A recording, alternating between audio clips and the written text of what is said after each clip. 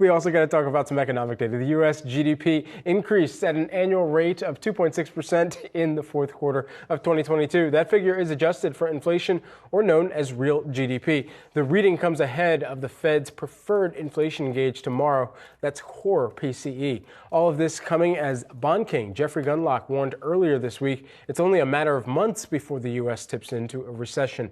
Here to discuss the state of the U.S. economy is David Doyle, Macquarie Group Head of Economics.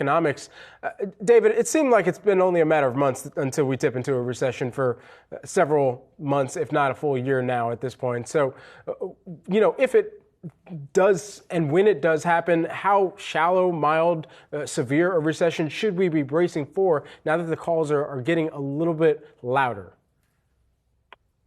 Yeah, so our view has been for some time that you will confront a recession in 2023. It looked like late last year that it could occur at the start of the year, so in the first quarter, but the data inflected higher over January and February, and we saw some improvement. And so our current baseline is that you'll enter a recession in the third quarter of 2023. We suspect that will be about a 1.5% peak to trough contraction in real GDP over the course of about 4 quarters or so. That's about equivalent to what occurred in the 1990-91 episode. So I would call it a true recession, but something that's not quite as severe as we saw in, for example, 2008, 2009, where real GDP contracted by more than 3%, and it occurred over the course of a year and a half. As our Miles Udland wrote in this morning brief, David, and sort of as Brad alluded to, we've seen this recession coming for 6 months for the past year, or the past 9 months. In other words, and as you said, you predicted it before. This has been broadly forecast, right? Does that have any implications for the type of recession it could be? In other words, is there danger of talking ourselves into a recession? Or on the flip side, do we mitigate the recession by expecting it so much? Yeah, well, certainly there's heightened expectations, I would say, this time around for a recession. And it's possible that, folks like myself that are out there talking about the potential recession are part of what causes the recession to occur. There certainly is a lot of psychology that goes into these things.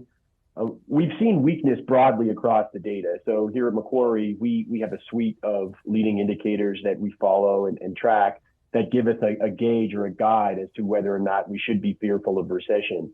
Those started to signal that a recession could be potentially on the horizon in April of last year, but it looked at that point that it would be, at least 9 to 12 months away.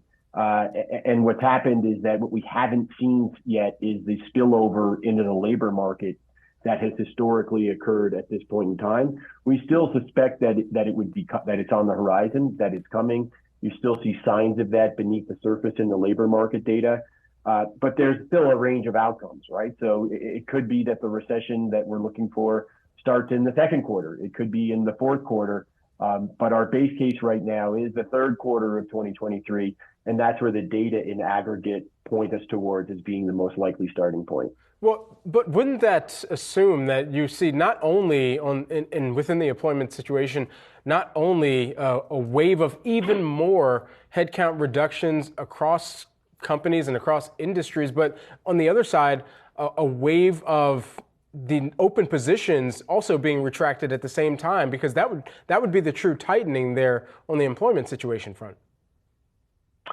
Yeah, so it's layoffs, it's a deterioration in corporate hiring. I'm sure we've seen some moderation in the job openings data. Some of the private sector data shows a greater moderation than what you would get from the government's JOLTS report, for example. But we see it beneath the surface in the data. So one thing that we look for is, has unemployment bottomed or has unemployment troughed? And it's been a couple of months now since we've seen the unemployment rate on a smooth basis reach a new low. That's typically a warning sign that a recession is on the horizon. The insured unemployment rate, which is calculated off of the continuing jobless claims numbers, which come out weekly, that's showing a tick up of about 0.3 percentage points, again, on a smooth basis from its trough. So I think you are seeing signs of a softening on the labor side. It just might take, a couple more months before we see it truly apparent in that headline data. We'll be watching for it. David Doyle, thank you so much. Macquarie Group Head of Economics.